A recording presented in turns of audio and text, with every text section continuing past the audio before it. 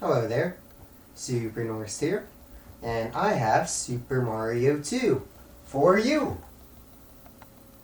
Now, this is the unreleased NES version for I should have said Famicom version.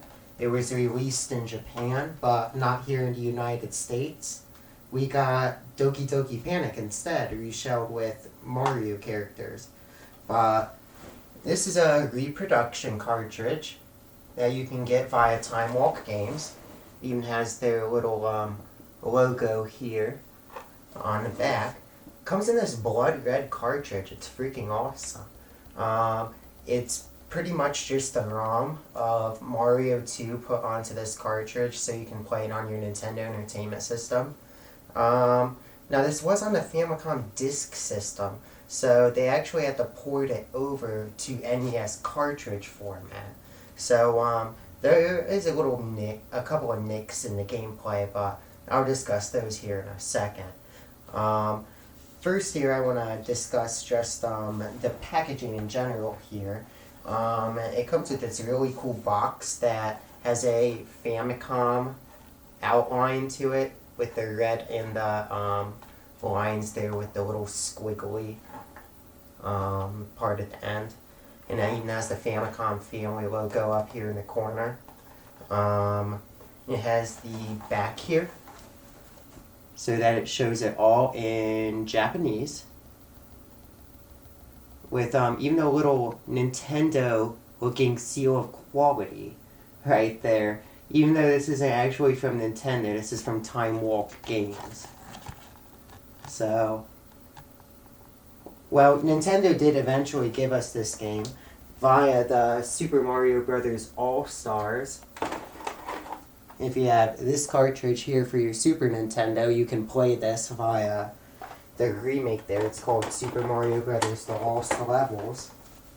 Again, lost because it wasn't ever brought to America. And it also comes with this instruction manual.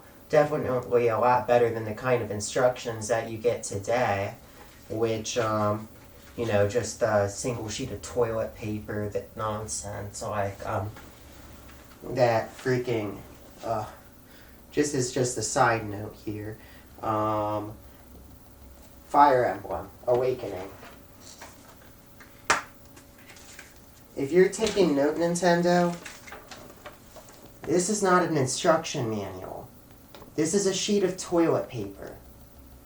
And this is bullshit. We used to get better than this. But enough about my little short rants there. On to this little booklet here. The Super Mario Bros. 2 instruction booklet. Even has the Japanese there. And even on the back here, it was this laughable, it has our Mario 2, but being unveiled with the Japanese Mario 2, like it's making fun of ours. So yeah, that's really freaking cool. I love this game. In fact, I do like it more than the version of Mario 2 that we got.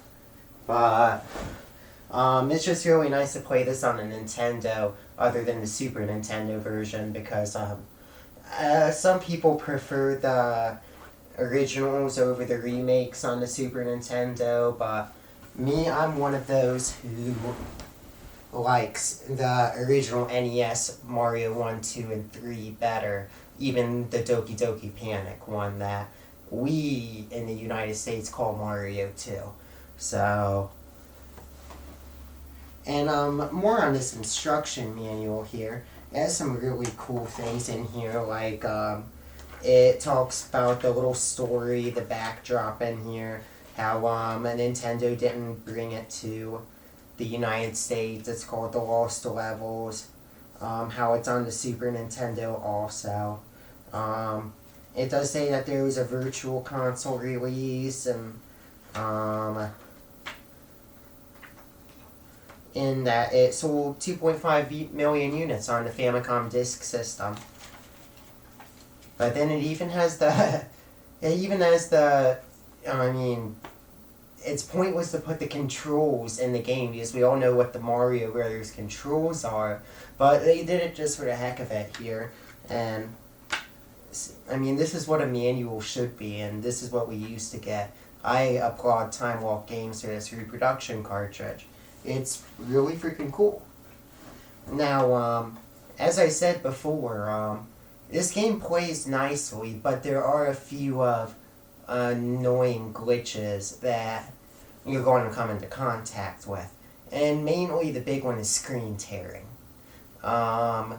Like, you'll see a lot of judder on the screen and a lot of graphics that suddenly, you know how Mario moves across the screen, and as Mario goes, one piece of graphics that was right here suddenly jumps to being right there.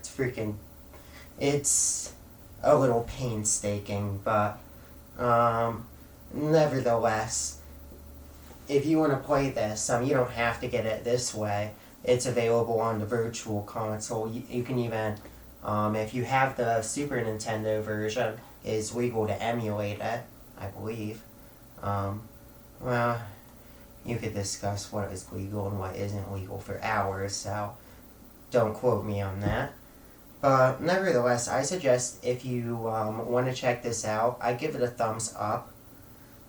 The only negatives are, again, the fact that there's the little bit of screen tearing there in the graphics. That and, I don't know if you can see that here, but the end label, it just says Famicom.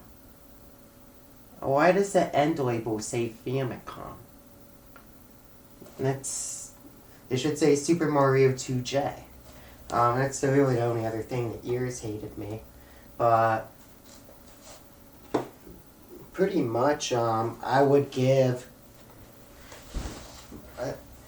if I was to compare this to the other release from Timewalk that I have, Zelda Outlands, I would say that the paint is much better on this cartridge than it is on this cartridge. But the amount of detail put into, say, the artwork, and especially the holographic logo on this one, I really think Timewalk did a better job on the packaging with that than they did with this.